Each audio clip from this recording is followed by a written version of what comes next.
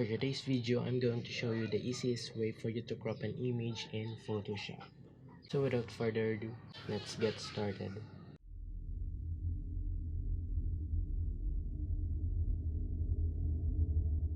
First thing to do is to import the photo that you are going to work with. So this is the photo that we are going to crop. Now next, let's choose quick selection tool.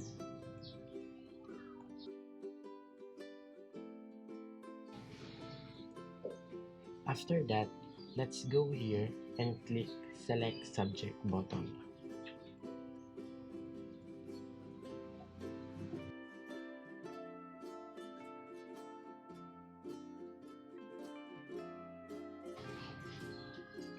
And voila! The subject is already created. And now let's try to remove the background. What we are going to do is right click and then select and mask. Now let's adjust the edges of the crop image. I'm going to adjust the smoothness from 0 to 5, and next let's choose new layer and hit OK. And then voila, the background is already gone.